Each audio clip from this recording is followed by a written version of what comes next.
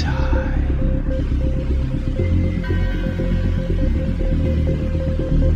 Try that life and say goodbye. Not always polite. Work can never be fun.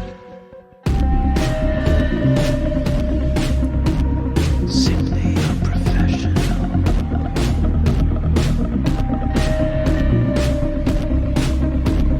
Simply unprofessional.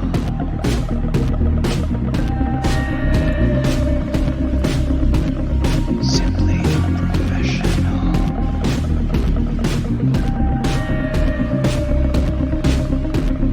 Simply unprofessional.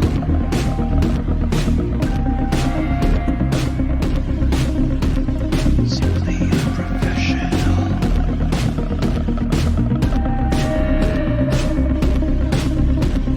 Simply unprofessional. Good evening, everybody. Welcome back to another episode of Simply Unprofessional. I'm your host, Webby. Join me tonight. We got Rob. Hey everybody, it's Rob. And we got Devin. Hey everybody, how's it going? It's me and Devin. And we got special guest Avelos. Oh, who, me? Oh, I talk now, right? Yep. Mr. Pretty Flat for a white guy. Well, now the world knows. Thanks, Webby. I had a secret. No problem. No secrets here.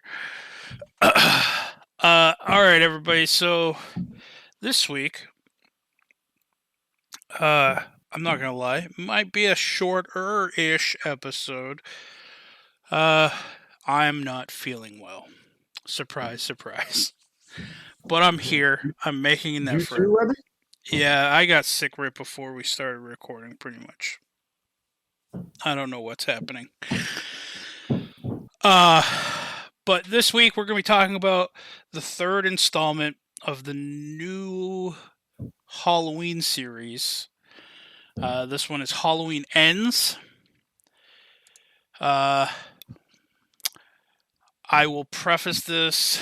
Okay, so let me go over the plot with you guys. Okay, so spoiler alerts. If you haven't seen this movie yet, go watch it. I do recommend it. If you haven't watched the other two, don't be stupid. Go watch the other two, then watch this one, because this is the third one. You should Or watch watch them them in in order. reverse order. Okay. Watch them in reverse order. Watch the third one and the second one and the first one. I kind of wish I did that, but we'll get to that. Anyway, here's the plot breakdown. The year, 2019. Boy babysitter Corey Cunningham.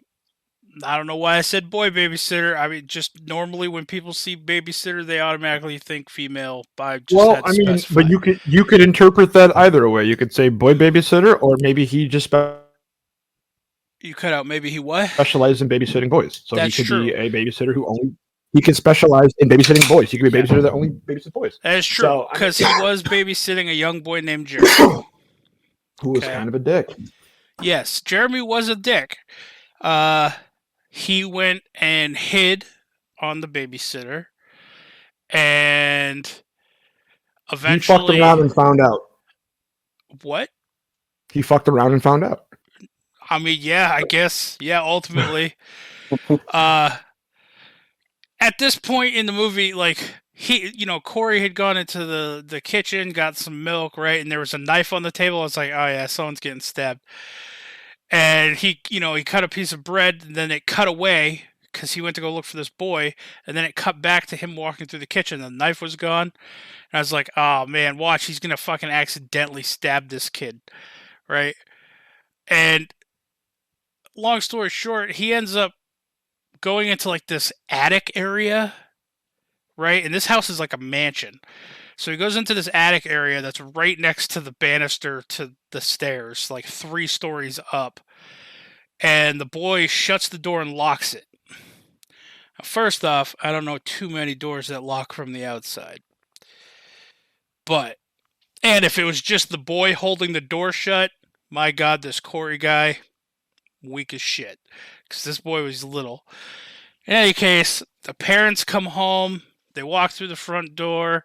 The baby, he hears the baby. They hear the babysitter yelling.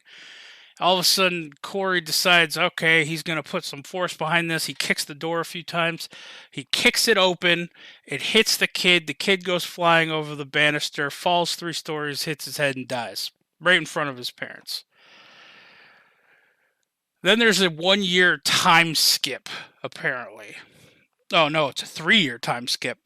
My bad, according to this. Fuck that kid's emotions. Let's see. 3 years later, the town of Haddonfield, Illinois, still reeling from the aftermath of Michael Myers' last killing spree in 2018. While Michael has vanished, Lori decides, you know what, fuck it, I'm going to buy a house in Haddonfield. Why not? Let's buy some property. She's going to live with her granddaughter. She's going to write a book. She's going to try to be happy. And this Corey kid, everyone in town fucking hates him. He got let off on the murder charges. You know, they all think he's a child killer, but, you know, it was legitimately an accident. Like Devin said, the kid fucked around and found out. He works at a salvage yard with his dad, and on the way home one day, he starts getting taunted by these kids. He goes into the store and buys, like, essentially, they couldn't have Yoo-Hoo in the movie, but it was essentially an off-brand Yoo-Hoo. It was a glass bottle and everything, and these kids just start fucking around with him, and Lori comes over and essentially tells the kids to fuck off after, you know, this kid got really mad. Corey got real mad and, like, broke the glass bottle in his hand, got, you know, his hand cut and everything, and I think Lori let the air out of the kid's tires. Or maybe she gave the knife to Corey. Maybe Corey did it. I don't remember. It was Lori or the kid. Anyway, the Corey kid's hurt, and Lori's granddaughter's a nurse. So she figures, since, you know, Lori's granddaughter's single and this kid's probably single, let's introduce them. And then they fall crazy in love over the course of like a day. It happened real fast. I don't actually know how long they were together. Yeah, but this was one of the first problems I had with this movie, was just how quickly she became like infatuated and like fell for this guy with zero previous established history. Like, it would be different if they were like established that they went to school together and like or whatever, and like it should have been like established that they knew each other. Yeah. They didn't, but it should have been established that they knew. They both kind of knew each other through the infamy of their own past. Right. But that's kind of that was the only bonding experience they have, is they both had kind of tragic things happen to them. You know, they bonded via tragedy.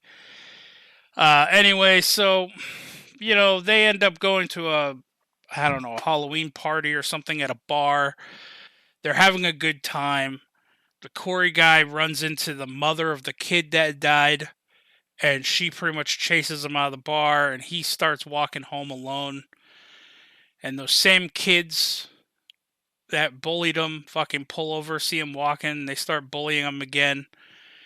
And they threw him. The one football player guy, the guy with the leather jacket or whatever, just fucking grabbed him and tossed him over the bridge. Just right off the bridge, just yeeted him. And then it was like, yeah, he jumped. You all saw it. It's like, what? What? Anyway, this is where he sees a homeless guy and then a sewer pipe. I made the joke that Michael was just hiding out in the sewer like a Ninja Turtle. Ended up not being a joke, apparently. like hiding out in the sewer like a Ninja Turtle. Because while the kid was unconscious, his body just gets dragged off.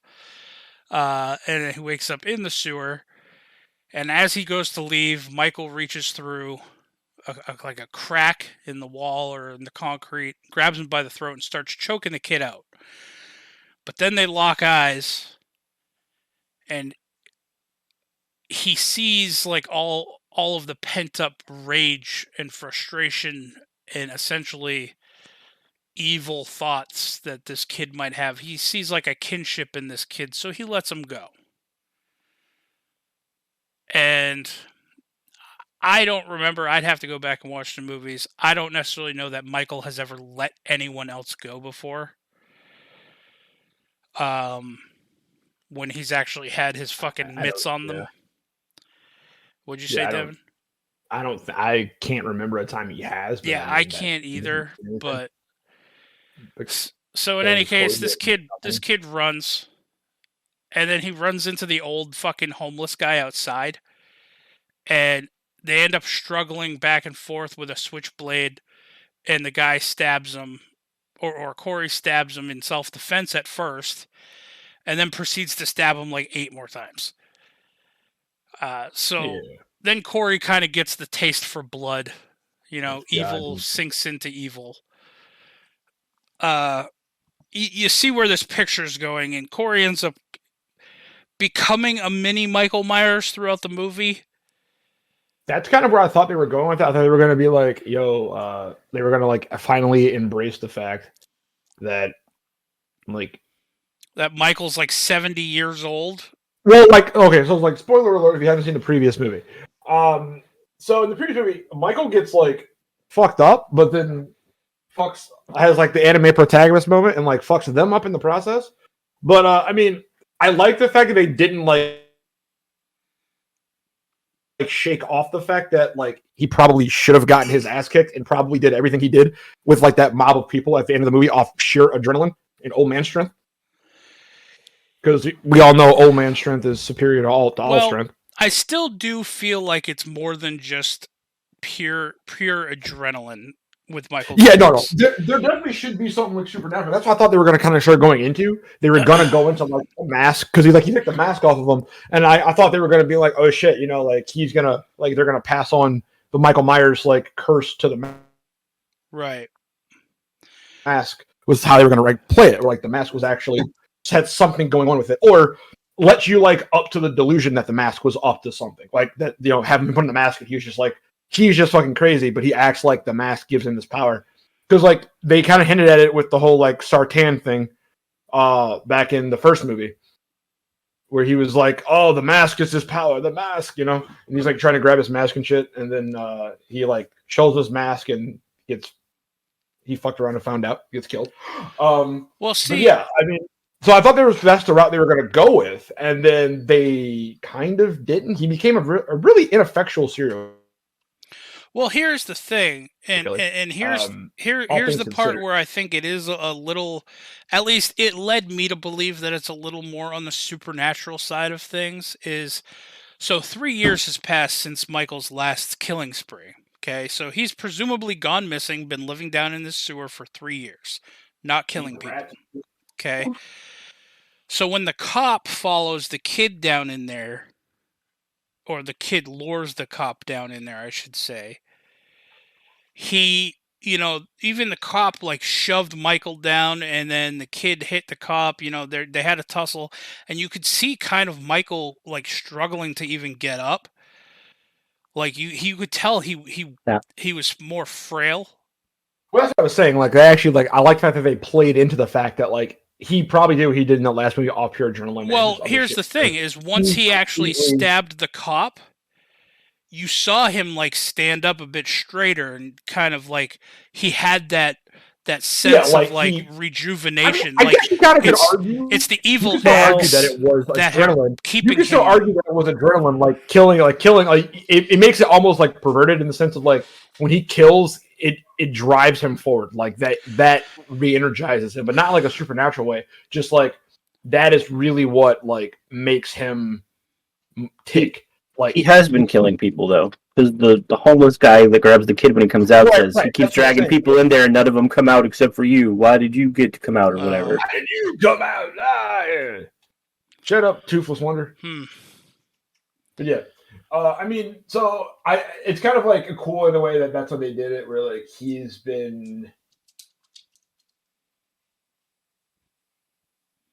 almost more like just the fact of him committing a murder gave him more energy and gave him more of a pronounced type of like drive. You know what I mean? I personally actually kind of like that idea.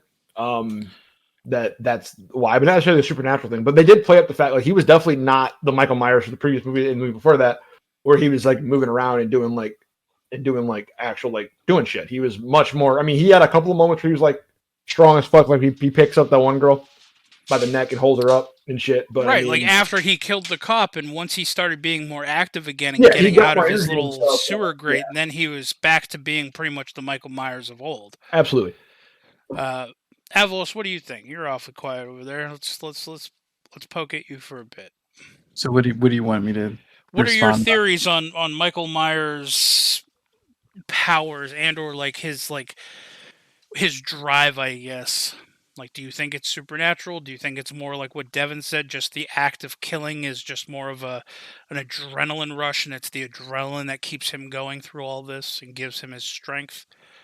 So I'm of the opinion, because we haven't gotten much farther into the synopsis of the film yet, and I don't want to get too far ahead, but I think the Michael Myers in this timeline, because there are plenty of people out there who will argue that I've seen it on another YouTuber's video. They have it's like a train station. Like there are interconnecting railways, if you will, of certain movies, and then they're splintering. So for this timeline, I don't think it's supernatural because that's the major, like the main series, the one that went for like 37 videos, and didn't really reset anything. They definitely landed on like the supernatural tone. I think this one is, I'm gonna call it like a metaphysical representation of fear. So for example, people were deathly afraid of Michael Myers when the first movie. Like, that was the deal. Or I'm sorry, like, he had his first stint way back when Laurie was a young lass. Then this series happens. The Halloween movie begins. Laurie, everybody's older. Laurie's a badass. He's hunting her down after people enraged him, and because there was still a fear of him, And I think, and that's kind of where I think it is. So it kind of like leans into Devin's a little bit, where like he is like living out, it's like an emotional sense, like this is what people wanted me to be, so I'm just playing the part, and that's what feeds him. So when he's playing the part well and the fear is there and then sensations are there, it kind of rejuvenates him. And I agree with Devin, that's kind of how it goes in this film. And when the kid Corey gets involved, I find it interesting because that's where like I originally thought, oh, supernatural, because like that bonding moment they had, I'm like, and I can't think of any real life experience for me that has a moment where people would say, I just knew we were a kindred spirit without like so much as a word. So I don't know. I feel like that, and that's kind of what leads me to think it's more of like, this is what people want me to be. So they call him the child killer, Corey. Right. So, they've already painted a picture of him of hatred, of disdain. Not too different from Michael. Like he's hatred because he's a sister killer, and then just a killer. Like he started out as like a sister killer, with his sister way back when. If you ain't seen the original Halloween, y'all are behind. And then, or you're right on time. Yeah. Ooh. And then and then they just made him a killer. So then all these years go by. The only people who are still afraid of him are like, Laurie, in a sense. He still kills people, but and then I guess this is a good transition point. Laurie is suffering too. Like people blame her as well. Right. Like it's your fault. It was you he was after, and everybody else paid for your price. So this is the big pushing my thoughts on you type movie to me. Okay. Now, question, and I mean I might be off topic here too. Like just something that popped in my head when you guys were saying that about him just playing the role that others portray him as, things like that. So you know how like some people, like when they're on their deathbed or something, they'll fight off death until they can say goodbye to that special loved one, or until they know that so and so is safe. Then they're finally they kind of just succumb to it.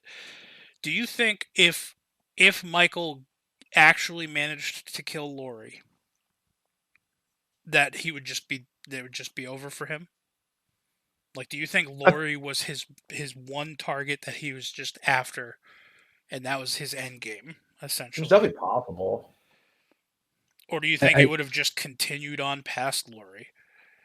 I think that's what's confusing with this trio or trilogy of movies is that there is no like in your face connector like the original one. Like it's like obviously the original one's like, oh, it's supernaturally inclined. This is a curse set on by, it's a certain like very ancient druidic curse, like one family for everybody, and very, I wouldn't call it a classic trope, but a trope nonetheless. A sacrifice of one to preserve the many. The one being a family in this instance. But if Lori in this generation, they're not related, so they've said. So there's no connection. So I don't know why it's just a hyperfixation on Lori. In the original movie, the very first one, they weren't related either. They didn't claim the relation until the second or third movie. Right, which in this timeline they've deleted. Right. So the first.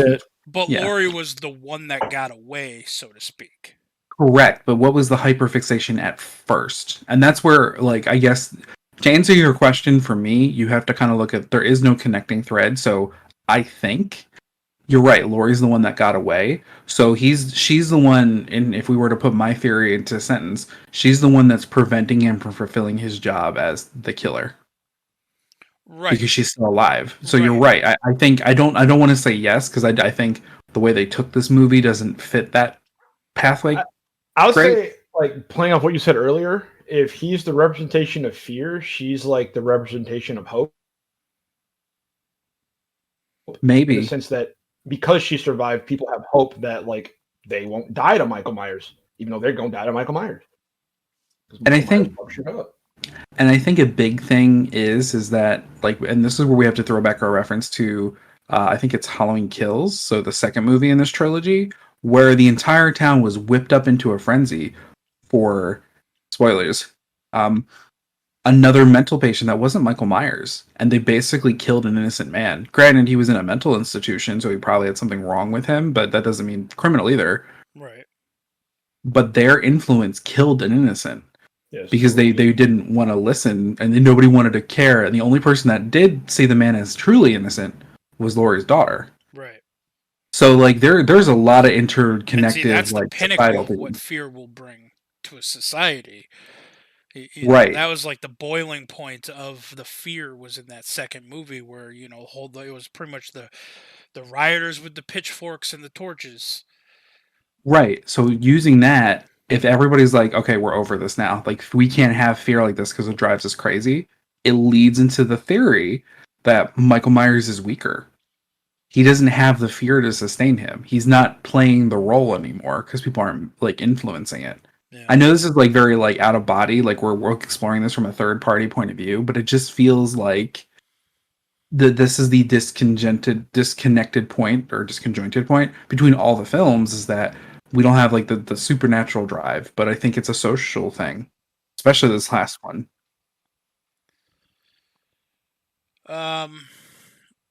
So essentially throughout the movie, again, Corey kind of leans into the whole mini Michael Myers deal.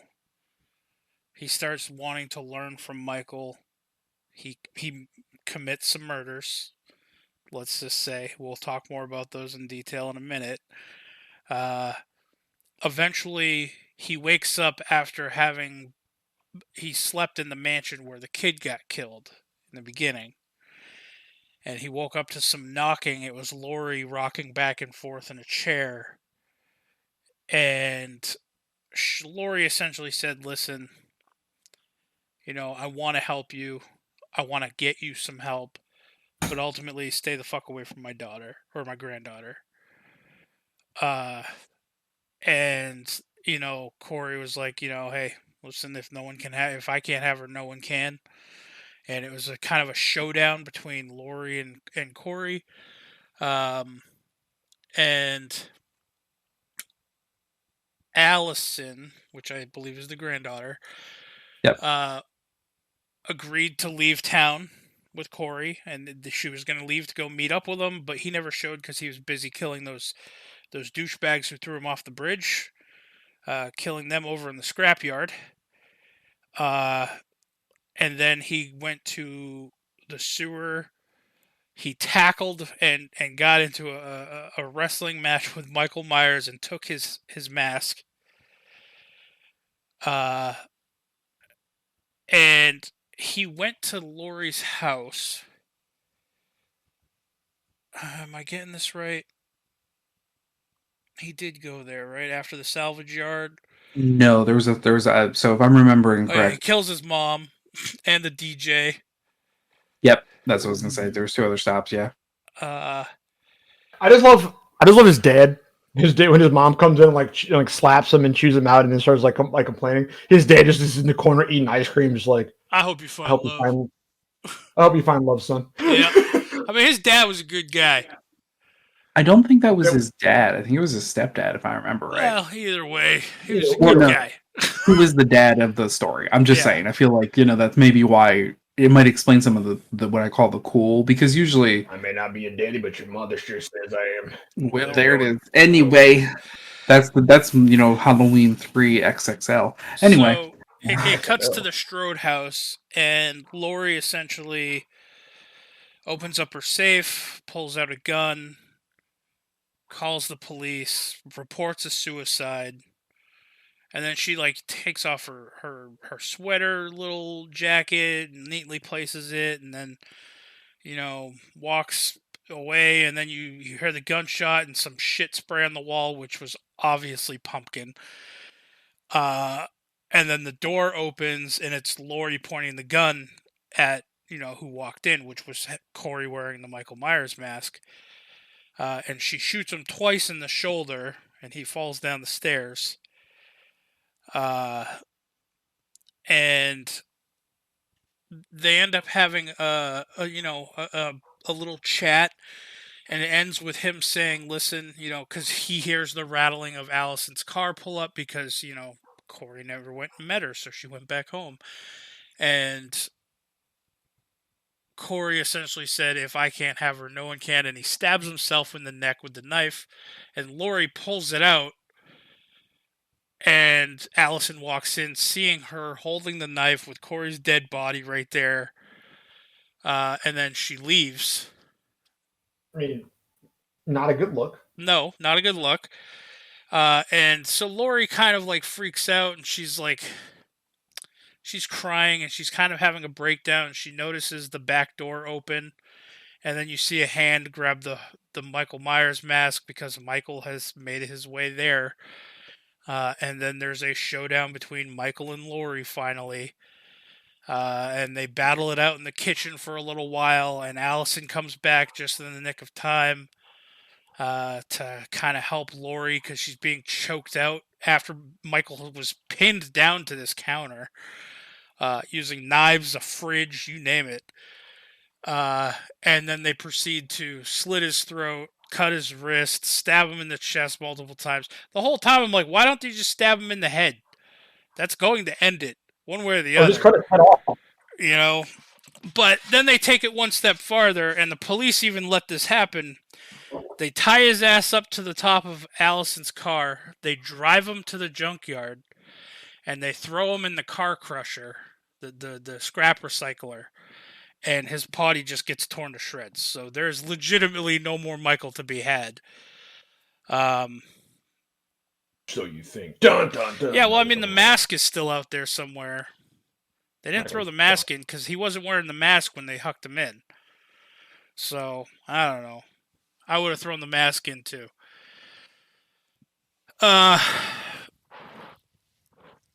Yeah, and then Allison essentially leaves Haddonfield, and Laurie continues writing her memoir and potentially gets romantically involved with Deputy Hawkins. The end. They're going to go look at the cherry blossom trees in Japan. Good job. Good for them. So that's essentially the plot breakdown. I will say,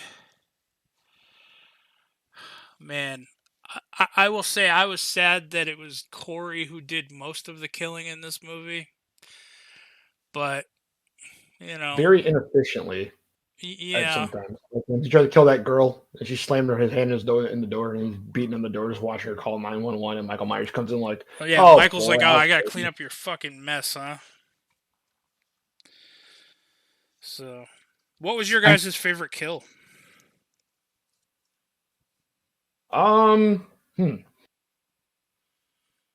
favorite kill.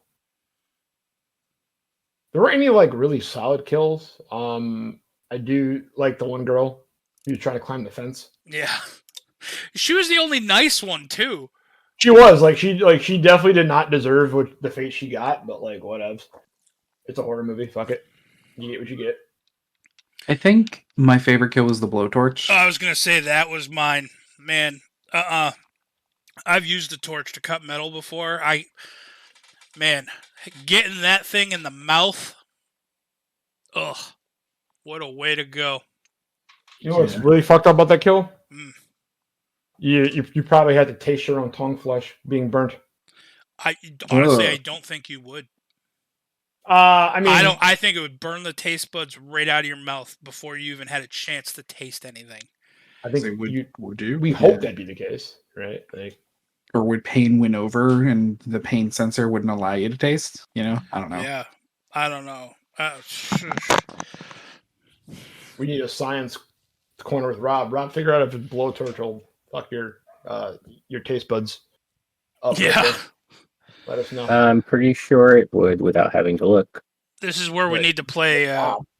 What was the game that John ran for us where I played Doc? We just need Doc. Doc would find the answers to this. Sure. You need Doc. In Doc we trust. In Doc we trust. Well, there he is. I mean, what did you guys think about this being the closing chapter for the trilogy? I think they could have done better. Like, I liked the movie as a whole. I do not... Of the three newest ones, of the trilogy of the newest ones, it was my least favorite. I think, especially if they were going to go out and if this was for sure going to be the last one, they could have done a little bit more to really make it go above and beyond and essentially go out with a bang. Yeah. But I mean, by no means do I think it was a bad movie. Like I would rewatch it. See, I think for me so I look at the series as like a whole, like, because honestly, if you watch all three together, like if they were to director's cut it for me, I watch a 6-hour long movie, I'd be happy, but the one thing that I noticed that I think I don't know if they did it well. So I'm going to ask your opinion based off what I think. So in the evolution of these three movies, we basically see a reverse of characterization, if that makes sense to you, like a role reversal. So like in the first movie, you see Allison when she's younger and her like boyfriend at the time, like going as I think it's Bonnie and Clyde, but he's Bonnie and she's Clyde. So like that's like a theme, like you see a big theme reversal. And I think that carries through to the end here, because when Corey tried to frame Laurie, that's the role reversal right there. He tried to say that victim to killer, or attacker, abuser, whatever. He was it almost seemed like they tried to paint the full circle that Laurie was slowly becoming the killer and everybody else was becoming victims. Like, and especially like across all facets. And if you start to look back, like you could argue that her daughter, her entire life got ruined by her mother because she decided to train her to be a survivor against Michael Myers instead of letting her be a kid. Right. And I think I saw that theme the most when it started to just... And it was interesting. I can't remember which movie it was in necessarily, but there was a moment about reporting the bus crash. I think it was 2. Or 1. Can't remember. When there was on the TV, there was a bus crash scene, and there was like the mental institution, blah blah blah blah blah blah, and Laurie's like cutting carrots or something on the table, and she movie, I think. yeah, she doesn't even flinch. And I think that's like and I think I saw a theory online somewhere that she doesn't flinch because she's the one that caused the bus crash. She wanted to kill Michael Myers. So like a lot of the like I don't know, I feel like the movie, you're right, was definitely the weakest of the three because because if you traditionally look at it, a lot of movies with endings, especially like the final ending, are always the least rated because it kills everything off. Right. And like, you know, even in TV shows, like everyone can argue like the last episode of their favorite series on TV. Like, I guess you guys are really big into Supernatural. Are you okay with the final episode of Supernatural? I was. I agree with Devin when we talked about it that Yeah, I was. it literally. The only thing I didn't like was how they foreshadowed like the whole like you could tell what was going to happen. The last like we talked about it in the episode, you could tell what was going to happen. The last like whole part of that last scene, you could tell how it was gonna like what was about to happen. Right. And like the thing is, like 2 episodes prior to that, they could have ended the season, and it would have been fine because they had a good little callback thing with a bunch of flashback scenes and stuff. And then there was another episode, and then there was the next episode after that, which was the finale, which started off like any other episode, and then it was the finale. I would have been happy with either, but yeah, I mean, I was happy with it.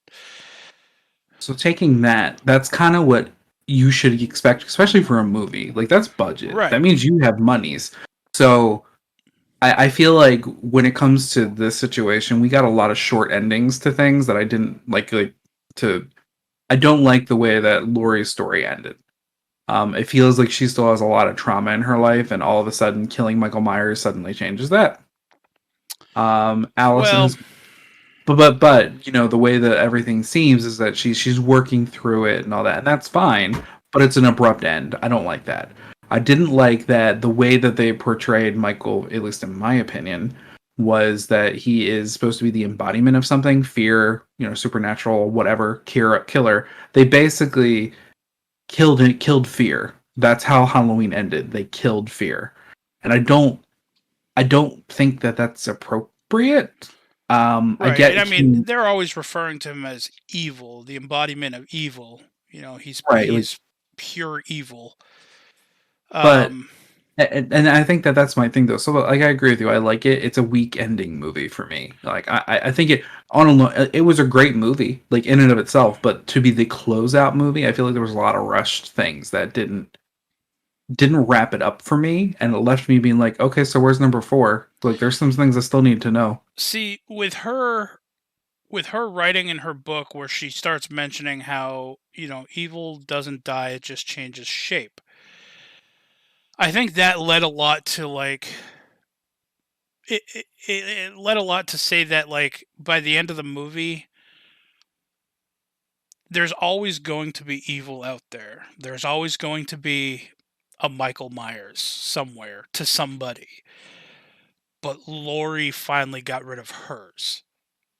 Yeah, and you know what I agree with that. I just mean like because like the way that and you know what, I'm having a hard time remembering. I just know that in the original Halloween, this was like a national sensation. Michael Myers' destruction in Haddonfield, like it was huge. Right.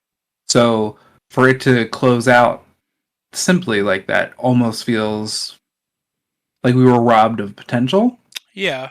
I guess it definitely could have been more grandiose. Well, I didn't need it to be grandiose, but I like what would have satisfied me is if the entire, like if there would have been like, you know, people to justify the account. You know what I mean? Like that the final battle happened in Laurie's house while she invited over people, the last couple friends that she had. You're gonna go ahead, sir. That like, and you know what I mean? Like they saw it happen, like witness her conquering her evil. Because we still have this misconception of her that she's the reason evil came to Haddonfield, but she killed her evil. But now, I mean, maybe that was the final scene. Maybe that's what that represents for her. But for me, I think it would have been better if there would have been like the cop was there, especially if they're going to pursue a romantic interest. Like, yeah, and I think that is what that whole like procession was supposed to be, where they paraded his body through the town, was to just show the town, like, listen, the evil that's been plaguing this town for God knows how long at this point is it's gone. finally gone. Yeah, and that's what I said. Like the movie did its job. I just wish it could have done more. Yeah. What were you gonna say, Devin? I was gonna say my perfect ending of Halloween of this trilogy would have been legitimately her and him basically killing them, taking themselves out in the fight, and then the granddaughter just kind of, you see her like living in Haddonfield or doing whatever she's doing and just living life. And it's Halloween again, like the next year, and she's just normal, like she's fine. And the message would have just been like, Michael Myers and Laurie Strode could not let go of their obsession of each other. They spent their whole lives being obsessed with each other, and ultimately that was their downfall. Her obsessed with the fact that he's going to come back, and the fear. Him being obsessed with the fact that he wants that he must kill Laurie Strode. I think that to me would have been a much more like solid ending to the trilogy, but I don't really like, I mean, I'm fine with what happened. I'm not like upset at what happened. I just feel like that would have been like a much more solid ending. Yeah, what about you, Rob? Like that idea. Well, to that point, like they kind of already showed that she was trying to move on to let Michael go, because she knew he was still around and alive, but she chose to like buy a house. Like that's what she says at the beginning. She's writing about her story. She chose to buy a house and live a normal life, even though she knew he was still out there. Like she was trying to put him in the past. What I'm talking about? I mean, she was true. It's like it's a weird thing. Like I feel like the whole tone of this movie was kind of just off for me. Because like point to point, it didn't make a lot of sense at certain areas. There's a lot. This movie felt rushed. Like I feel like I needed like a 15-20 minute like pre-movie to the movie. Webby was saying the opposite. He's like, it's been a half hour. No one's died. Well, I mean, no. But I mean, like, well, yeah, you watched about half the movie before you even saw Michael. Right. I watched these movies to root Michael on. Yeah, but see, for me, I think that's kind of what they tried not to do, is that they wanted to picture him as least as possible, and that was why the Corey character was invented. Right. To basically make it where it's like and I guess that's the one aspect I liked of this, of the potential passing of the torch. Like one monster was created in Haddonfield, and now you're creating another. And like the proverbial passing of the killer torch is great. And if you think about it, all of the people, now that I'm looking back on it, that tortured Corey in some way were killed, except, which I don't remember seeing or not, the boy's parents, the mother specifically. Well, yeah, that's because she didn't actually torture him. She just blamed him profusely. And then the dad tried to make amends, but saw that, he wasn't the same guy that used to come over and mow his lawn. Like, so he just fucked off. Yeah, no, but I mean, like, the kids that, threw him over the thing, like, you wronged me, murdered them. You, the radio DJ who just yelled at him and Allison for being near the radio station, dead. Like, and that's what I mean, like, the one loose thread, but I kind of like that, because it's the, if you think I'm a monster, let me show you how much of a monster I truly am. Right. And and then he killed the doctor that gave Allison a hard time when she was fixing his hand, and then the nurse that took her job, aka because they were sleeping together, which I found funny and hysterical. I'm like, what kind of Halloween movie doesn't have like some kind of sexual innuendo type thing? And I'm like, yeah. And then as soon as it happened, I'm like, there it is. Well, as soon as the doctor and the nurse came in, and then she opened up the letter saying congrats on the promotion or whatever, I was like, poor Allison, you didn't get the promotion because you're not fucking the doctor. And then like 5 minutes later when she dies, I was like, congratulations, Allison, on your new promotion. Yeah, exactly, promotion by proxy. Yeah, but like I don't know, I like it. Yeah, maybe that was the perfect answer, is that we needed more movie for this movie, and it needed to do a little bit better explanation, and I think everything could have been great. Well, Like good like not, it was good but better, you know what I mean, like a better score. If I had to give it like a 7, it could have been like a 9 if it had more. I'd give it right now as it stands. I'd probably give it somewhere around 6, and then I think it, as written, it probably could have with some more like lead up and build up, maybe a 7-ish. Oh yeah, I was just going scale to number, like, you know, as is this number, it could go up more points just by having that 20 Yeah. minutes of story explanation or something. yeah, I'd give this like a 6.5 probably for me. Again, it wasn't bad. I liked the movie. But you know, it was the like Avelos said, it was the weakest of the three, in my opinion. Rob, what would you rate it? Probably like a 7. Okay. Wow, I'm rating it lower than you guys for once. I rated it a 6.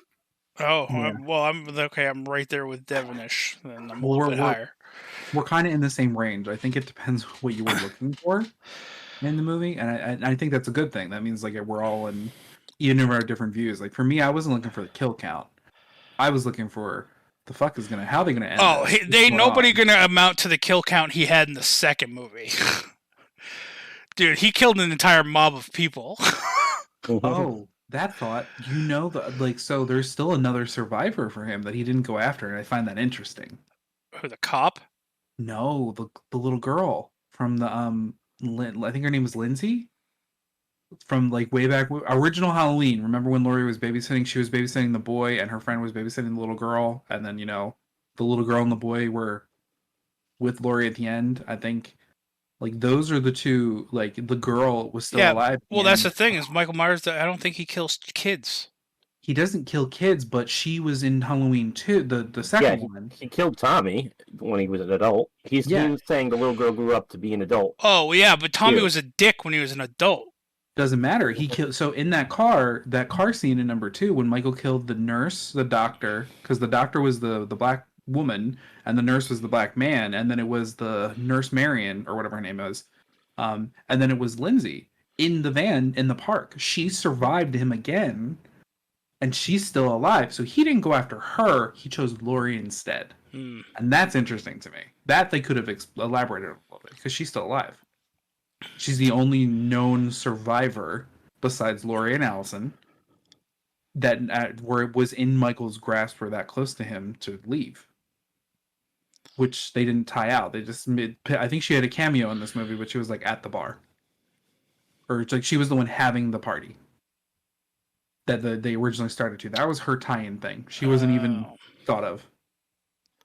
So like that, and that's just where I'm at. Like, you know, I wanted more. I wanted a complete story closure, or at minimum, explain why she's not worried about Michael. Oh, I'm only visiting Haddonfield for, you know, this week, and then I'm gonna go back home all the way to Florida. You know, like something like that. That's the tie-in I need. Oh, Michael can't come get you because you don't live here no more. Like, that's all. That's fair. Well, we've heard our opinions. I have a couple reviews that I'd like to read. Oh, I'm going to start with this one. I feel like this one's going to make Devin's eye twitch. Oh boy. 5 stars. Wow. Oh. What an incredible film. Suspense, drama, action, and most of all, fun. This is a classic Halloween movie, which means all the great characters that we've come to love are here. That includes Michael Myers, and in my opinion, Oscar is definitely calling this time around. The only criticism that I have is the movie is named Halloween Ends. This makes me sad as I'm not ready for the franchise to end. In fact, I think there could easily be another 4 to 5 movies here, if not more. I give the film 5 bags of popcorn and a VCR so that you can record this movie, hit the rewind button, and you'll never have to let this movie end.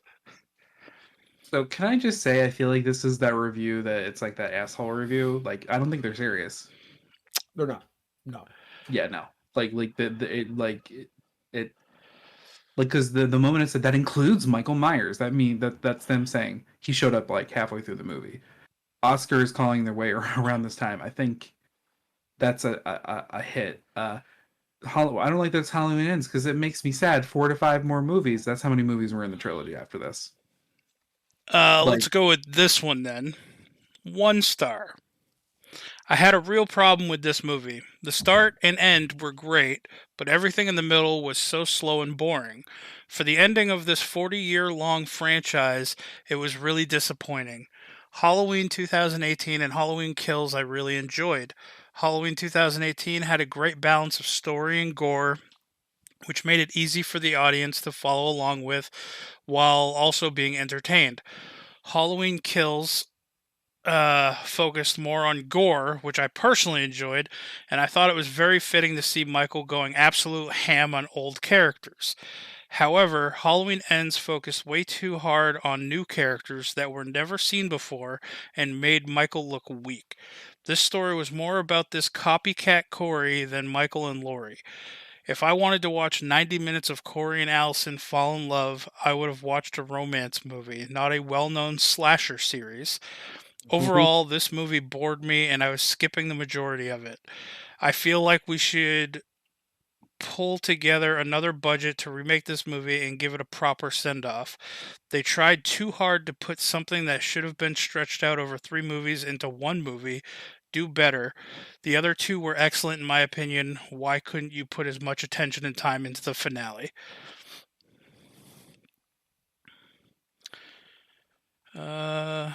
See if I can't find a good one. I feel like it's a little harsh, that one, because this is the what I call the Lord of the Rings problem. Like, if we made the Michael Myers, like the Halloween movies, the length of a Lord of the Rings movie, we could have this. And I think people are, or like their Harry Potter syndrome, where you have to have 8 movies to tell a story. There's no, things were rushed, yeah, but I think the expectation of this person was, I'm coming in to watch another Halloween slasher movie, but that features Michael Myers. They weren't looking for the end of a story.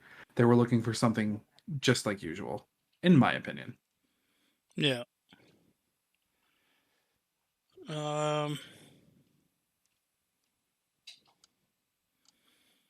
mean, there are some 5-star ones, but it's all just loved this movie. Sad people are hating on it. I really enjoyed this film. It had a 90s to 2000s vibe, and the overall tone of the movie was great. This was a great movie. Great musical score, just the right amount of build. This movie was awesome. A work of art. I don't care what anyone says, it's awesome. Me and my mom watched it and she loved it, so did I. So, those are the general, like, top reviews, like 5-star review type things. It's very short and to the point.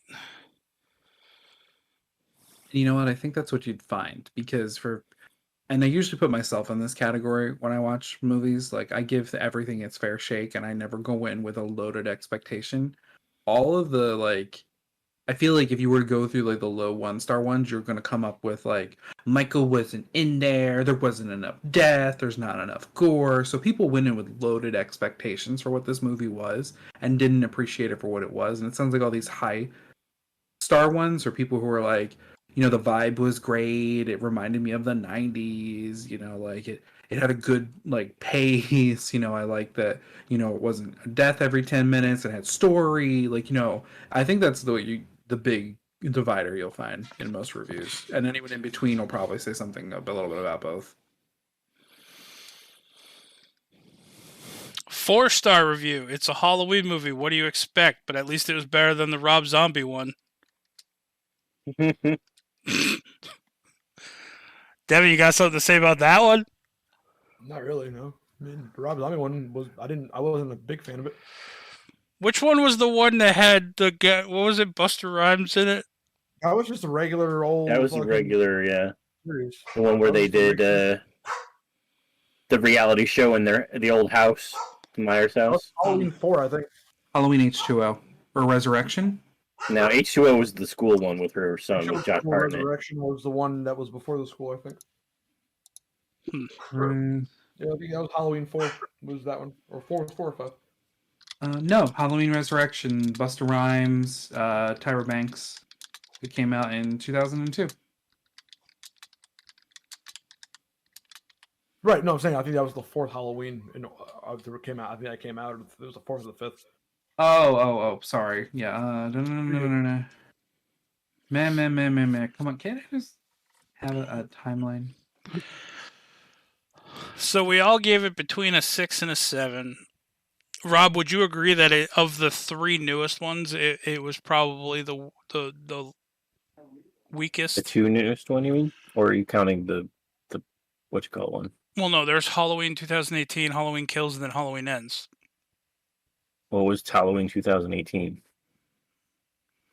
That was the one that you thought you watched, but you didn't, and I made you watch before Halloween Kills. I don't even remember it. Where Laurie traps him in the basement. Oh, that wasn't the same. That was 2 different movies. Yes. Yeah. Oh my God, Robert.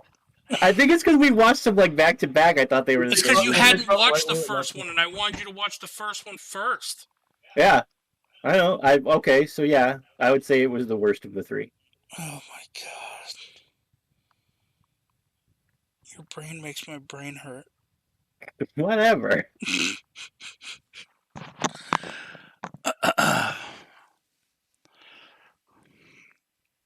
Yeah, the first 2018 one ended with them locking Michael in the basement, setting the house on fire, and leaving. And then the Halloween Kills one pretty much starts off with the fire department showing up and him breaking free and killing everybody. So what I will say is I do like that in movies, especially in trilogies, when you start them where the other one finishes, and I'm glad they paid like a nice homage to Halloween 1 and 2, like the originals, where like when Halloween, though it was like a year later, it was definitely the next, like when we started Halloween 2, we were like the same night. And I appreciate that. The thing I didn't like, and this is why I wish they would have probably went more of a supernatural route, maybe, is that first off, how is anyone surviving that inferno? There is no way. Like biologically, it's impossible. Yeah, I mean, I don't know. His suit's fire. I mean, that fire department got there real fast. That's all. I mean, I agree, but that would be getting the top part of the house. He was trapped in the bottom. Yeah. That's why I mean, I like to think that there is a supernatural element to Michael Myers. Like there is that drive that pushes him through the boundaries of pain and death, essentially, to kill his prey. And anybody who gets in his way is just cannon fodder. Fuel for the furnace, essentially. Yeah, I guess. I just feel like, because that leans more towards the original Halloween timeline-ish, where it was like the cold, I think it's Thorn, is what they said. Like the you can do your research, y'all, on who are listening if you want to. But it's kind of like that was what his driving force was that supernatural force. It was, kill your family, appease me. And then the curse part of it is you can't die until it happens. Because I honestly think in the very original movie, the reason he fixated so much on Laurie is because Laurie reminded him so much of his sister. His sister was a hoe. Yeah, I mean, just general looks wise. Maybe. I was gonna say, like, long blonde hair. Not that half the population didn't fit that that description at the time, but I think it just kind of snapped into him that that's why he fixated on Laurie originally. Yeah, I mean, and I guess we'll never know because the series is over. So unless someone pulls another Halloween rewrite script. But I think I watched an interview with Jamie Lee Curtis, and she basically said she's done with Laurie. Yeah. So, like, if there is going to be a new Halloween movie, it's going to be a new Michael Laurie situation, whatever the new Michael and Laurie is. It could be a female killer this time. We don't know. Yeah. Or whatever. But I'd be excited to see it, but she basically said she's done with Laurie. Halloween the remake featuring Michelle Myers and Larry. Well, Larry Strode. Larry Stride. It's Larry Stride and Monica Melpass. I don't know. Anyway. Well, we are wrapping up we're right around the hour mark, so this is where we're going to end. Again, now, okay, let me go through real quick. Avelos, would you recommend people watch this? I absolutely would. Like I said, it is a movie. It hits all the boxes for me to be a movie. But as someone who loves the Halloween movies and following along the three, it was a little disappointing. But you should watch it because it's still good. I just want more things. But that's coming from me. But I don't want to call it elitist, but I'd feel like, it's like below elitist being like, this would be nice. And you probably should have did it. Yeah. Devin, would you recommend it to people? I would. I mean, especially if you're a fan of the movie series, sure. If you've never seen any Halloween movies, I wouldn't necessarily say you got to go out your way to like watch all of them to end up on this. I mean, you know what I mean? Right. Rob, would you recommend it? If you've seen the other ones and you want to go for it? Yeah. All right. I mean, you don't even have to see the other ones to watch this because it's mostly about Corey. So. I mean, that's fair, but you should go see the other ones. True. I mean, I'm just saying, because like Devin said, he wouldn't recommend having to watch all of them to watch this one. But if for some reason you wanted to just watch this one, even though we said it was the worst of the three, you could. I will say, if you have not seen any of the Halloween movies, I have only seen, and this is my recommendation for what you should go and watch, the original old school Halloween movie, and then these three newest ones. The Halloween 2018, Halloween Kills, and Halloween Ends. I never saw any of the other Halloween movies, and from what I hear, I'm better off for it. So, that being said, we're going to do some sign-offs now. Rob, do we have a science corner? Not really. I did look up about fire in your taste buds. Yeah, it will fuck up your taste buds. So will it essentially dissolve your taste buds before you have a chance to taste anything? To taste the fire? I mean, no one's asked what. Taste the burnt flesh. Yeah, it's essentially if you took a blowtorch to somebody's mouth, are they going to taste their burnt tongue in their own mouth? Shockingly, no one has volunteered to try this to figure that out. That's why I said we need Doc. Doc's on the case. So, I'm surprised they don't have some sort of like weird like mechanical simulation for this. How's a computer going to tell you what things taste like? They'd have sensors or something. Then they could replicate the tongue with like a pig tongue or something that's similar to a human. Are you kidding me? With the technology we have today, it could be done. No. I think Sitting it here could. staring at you, like I'm staring at your icon on this thing, like lighting up, and I'm like, what? Yeah, I think it could be done. Listen, I don't think people are things to teach robots. That's the thing is, I now. don't think that it's not a matter of needing it to actually taste. It's needing it to pick up the sensors that could taste. In any case, I just don't think anybody wants to find the answer to this. I think that's why we don't have an answer for it yet. That's all. Right. I would agree with that. Space ice giants. Devin, do we have life advice with Devin this week? Actually, kind of no, nothing for that. Man, you don't have a life advice. Rob doesn't have a science corner. Life's been falling apart. I just gave you science corner. You argued with me. You didn't give me a science corner. When life gets tough, get tougher skin. There you go. Boom. Life advice. That's rough. I don't like that one. Well, that'd be what it'd be. That'd be what it'd be.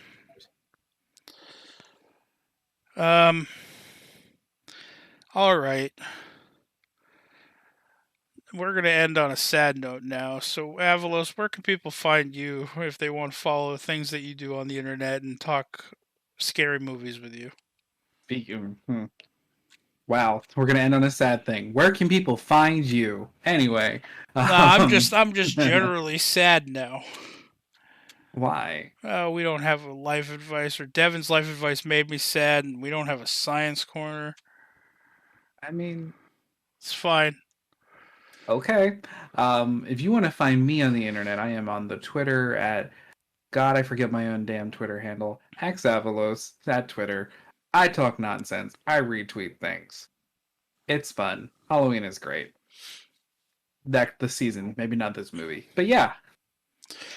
Devin, or Rob, where can people find you? You can't find me. That's a But lie. listen, since we're talking about taste, I was looking up taste-related science, okay? I don't And want it. apparently, okay, No, go you can ahead. find me on Twitter at confessor_X. No, don't take it out on the listeners. Go ahead and give them a science corner. Nope. You're gonna take it out on the listeners? Yep. Fuck them. What's? Wow. I'm gonna Well- have Cheeky write you a very strongly worded letter. The lights are about to turn off in the SU studio. Anyway. You'd really do that to Cheeky, Rob? Nope. Then give them the life advice, or give them the science corner. Okay. You can mix in gold flakes into whiskey to reveal what flavor it is if you don't know. Wait, how? Like, what does it do? Do. And my second question, who's rich enough to have gold flakes? Most Are we people talking can like- make gold flakes. I was gonna say, or are we talking like this is some cheap ass chemical gold, not like, 24 karat? It because it changes color, red, blue, or purple. And what do those colors represent? The stronger the color and the quicker it arises, the more aged the whiskey is. Red is sweet. Blue is more bitter, and purple is a mix.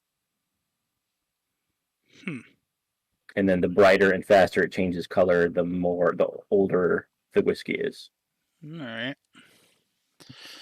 Call me old whiskey. It's a purple man. All right. Well, now where can people find you? Especially Cheeky, so they can write you a strongly worded essay. I said already. You can find me on Twitter at confessor_X, and you can find me on Twitch at twitch.tv/confessorx. And if you want to find me live to yell at me, I'll be tomorrow. We will be doing our Halloween live stream on twitch.tv/distractionsmedia from 12 noon Eastern to 1 p.m. or 1 a.m. 1 a.m. Yep. 13 hours of horror and hilarity. Mostly hilarity. And mostly screaming at each other. Yes. Yeah. Don't worry, I have a whole bottle of painkillers next to my desk. I might go get some wine. Devin, where can people follow you at? You guys can find me on Twitter at DMP_Pookie. Find me on Twitch at Mr. D3. And as always, you can find me on eBay looking for life advice. And as always, thank you guys for listening. You guys can follow me on Twitter at JaxForestWalker, all one word, on Twitch at DMWebby, and on eBay at coming up with a list of life advice to give to Devin. We love you. Thank you for listening, and fuck Booster Gold. This fool ain't never gonna live this down. All this time, his name is in our mouths. Yep. Nope. Not even a little bit. Fuck that guy. And everything you stand for.